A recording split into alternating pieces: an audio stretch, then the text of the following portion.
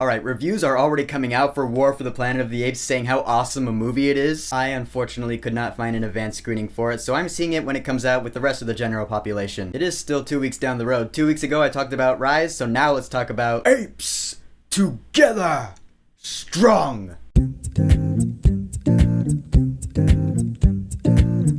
Dawn of the Planet of the Apes. So Dawn of the Planet of the Apes is director Matt Reeves' sequel to 2011's Rise of the Planet of the Apes. It's the second movie in this Planet of the Apes prequel reboot series. In Dawn of the Planet of the Apes, it's been 10 years since the events of Rise, and I love how this movie starts out with that graphic that reminds you of the one at the end credits of Rise of the Planet of the Apes. It shows you that the virus that broke out of the lab is spreading all over the world, and it's pretty much wiping out humanity. This simian flu virus is just wiping out mankind. It's tearing down civilization. Just the way it sets up the tone with this really dark and like sad music, you're like, holy shit, this is tough stuff. Sets up the tone that this is not going to be a casual watch, and it's not. This is one of those sequels where you guys sit down and lock yourself in for like 2 hours and 10 minutes, and it's not lighthearted at all. There are like 2 comedic scenes in the entire movie, but this is a drama, man. It's a drama action movie. There's not a sunny day in this film, and you see the setting. The world is now just all run down. There's no power anymore. There's really only a small pocket of people left in the world. They are like genetically immune to the virus. I guess they were just born that way, and they're just doing their best to survive in this world. Meanwhile, the apes have a flourishing civilization, and all they want to do is just live peacefully within their family, their community. But in the beginning of this movie, apes and humans meet each other for the first time in years, and immediately there's tension. So this movie is pretty much all about that tension, that conflict of humans and apes. And really, there are 4 main characters in this film, 2 apes and 2 humans. Of course, just like the last one, the main character in this film is Andy Serkis as Caesar, who has become the leader of this ape family. And he is awesome, man. Like, he has such command over the apes. They'll be like,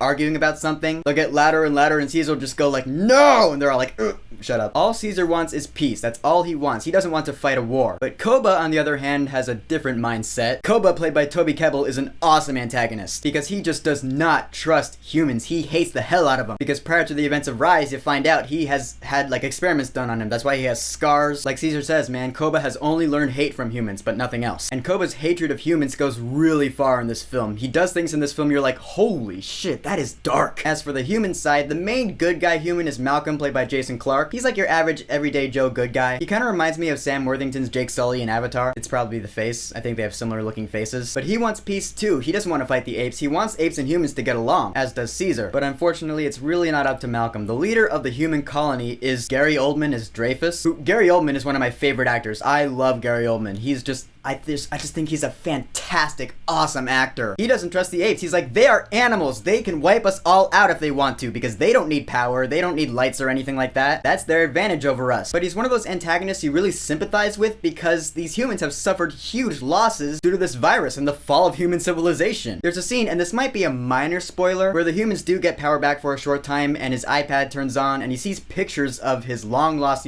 family, like his kids. You see him looking at these photos and he starts crying and just tearing up. You're like, good God, dude, that really sucks. He really sells it in that scene too. You really feel it. So when he says things like, no, we're gonna wipe out all these apes, we're gonna save the human race, you get it. You're like, yeah, alright, you side with him. Koba's the one you really don't side with, because, he's really a douche. But this movie's really all about the social implications. There are people on both sides that want peace, but there are other people on both sides that are so confident that their side would win the war, and they just want to get that done already. It's really tragic. And I love that. This is proper escalation in the story of the Planet of the Apes. See, the first one was all about how the apes got smart, how the origin of this virus came about. The second one, and probably the third one, are about how these smart apes took over the planet. And Dawn does a really good job at setting up the conflict that's going to be the big war in the next one, because Koba made sure to scare the humans enough to call a military base up in the north. And yeah, at this point I guess I'm spoiling the ending. Spoiler alert. So at the end of the movie, the military is coming. They're on their way. And we got a big end fight between Caesar and Koba. Koba is so confident that the apes could just win this war, take out humanity, and then it'll be fine. But Caesar has seen the good in humans from Malcolm and truly believes that they can live side by side in peace. Or if not side by side, then at least separate from each other, but still in peace. So those two ideologies, they clash, and it's a pretty intense fight. It's really dramatic. Like I said, this movie is all about the drama. Dawn of the Planet of the Apes is an excellent second chapter. It's proper escalation. It did the smartest thing possible in bringing a social ideology to the entire concept of the Planet of the Apes and how it came to be. They bumped up the visual effects big time, that's for sure. Holy crap. You remember how I said how everyone was gushing about Rise of the Planet of the Apes visual effects, and then